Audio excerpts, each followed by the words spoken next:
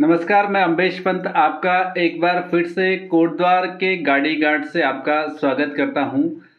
मैं लगातार उन हुनरमंद बच्चों से आपको रूबरू कराता रहता हूं जो अपनी पढ़ाई के साथ साथ में स्पोर्ट्स एक्टिविटीज़ में और तमाम एक्टिविटीज़ में बेहतर कर रहे हैं। मेरे साथ में शिवानी नेगी हैं जो 11th क्लास की स्टूडेंट हैं। हेरिटेज जो यहाँ पे स्कूल है कोटद्वार में, वहाँ पे अध्ययनरत हैं।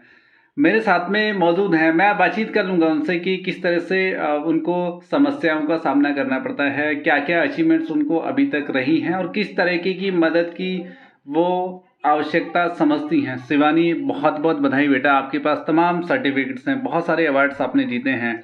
आपको उत्तराखंड तीरंदाजी एसोसिएशन से भी अवार्ड मिले हैं। आप तो सबसे पहले दर्शकों को ये बताएं कि आप कौन-सा स्पोर्ट्स है जिसमें आप खेलती हैं? जो मैं स्पोर्ट्स खेलती हूँ उसका नाम आर्चरी है, तीरंदाजी। और मैं ये 7th क्लास से खेल रही हूँ, लगभग 4 साल से। तो मैंने बहुत सारे सर्टिफिकेट्स, बहुत सारे इनाम जीते हैं, लेकिन ये जो अभी मैं चला रही हूँ वो इंडियन राउंड का वो है। और जो मुझे अब आगे चलाना है वो रिकव है, क्योंकि रिकव और इंडियन एक दूसरे से जुड़े हुए हैं। और जो इंडियन है वो बेसिक है रिकव का। जो इंडियन राउंड का वो होता है वो सिर्फ इंडिया में यूज़ होता है, और जो रिकव होता है वो आउट ऑफ इंडिया में भी यूज़ होता है। इसलिए मुझे रिकव भी लेना है ताकि मैं इसमें और अच्छा कर सकूं, इंडिया की तरफ से खेल सकूं।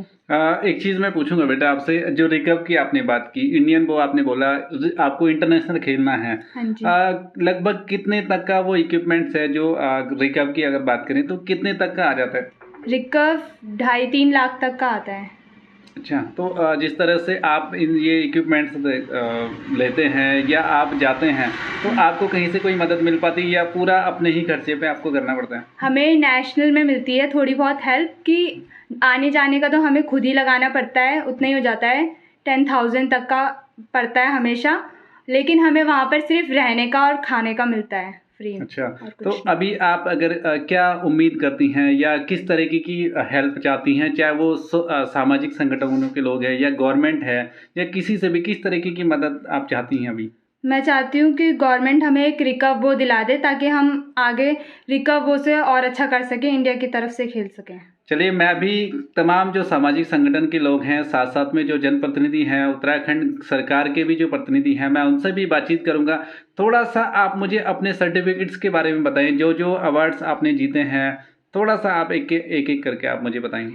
मैंने जो सबसे पहले अपना नेशनल खेला था, वो सबसे पहले तो मैंने स्टेट खेले, बहुत सारे स्टेट, डिस्ट्रिक्ट, फेडरेशन भी खेला। और उसके बाद मैंने नेशनल खेला। सबसे पहले नेशनल मैंने देहरादून में ही खेला था वहाँ पे। फिर उसके बाद मैंने राजस्थान, झारखंड, महाराष्ट्र, ऐसी 3-4 जगह पे मैंने नेशनल खेल चुके हैं, और भी बहुत सारे गेम खेल चुके हैं। इस तरह से ये मेरे साथ में शिवानी नेगी थी, जो एक मैं कहूँगा विषम आर्थिक परिस्थितियों में संघर्ष कर रही हैं। और मैं उत्तराखंड की तमाम सामाजिक संगठन जो काम करते हैं, आप इस तरीके के जो हुनरमंद बच्चे हैं, कहीं ना कहीं संसाधनों के अभाव में इनका हुनर जो होता है वो कहीं ना कहीं रह जाता है। मैं अपील करता हूं सभी से कि आप अपने अपने माध्यम से मदद करके एक हुनर को, क्योंकि आने वाले समय में जब ये पूरे कोटद्वार का ही नहीं, उत्तराखंड का ही नहीं, पूरे देश का नाम रोशन करेगी। साथ साथ में मेरा उत्तराखंड के जो प्रतिनिधि हैं और यहाँ के स्थानीय विधायक हैं या उत्तराखंड के शिक्षा मंत्री हैं, ये प्राइवेट स्कूल्स में ज़रूर पढ़ते हैं, लेकिन कहीं ना कहीं प्राइवेट स्कूल्स का भी उत्तराखंड की शिक्षा में, देश की शिक्षा में एक महत्वपूर्ण योगदान होता है। आप इन बच्चों को, क्योंकि ये अपने उत्तराखंड के ही बच्चे हैं, जब ये उत्तराखंड का नाम रोशन करेंगे, देश का नाम रोशन करेंगे, तो निश्चित तौर पे आपको इनकी मदद के लिए आगे आना पड़ेगा। मैं सभी से निवेदन करूंगा कि जितने लोग भी मेरी इस रिपोर्ट को देखेंगे, आप इस बच्चे के लिए मदद के लिए आगे आ सकते हैं, ताकि हम इसके हुनर को आगे बढ़ा पाएँ, इसे प्रोत्साहन दे पाएँ।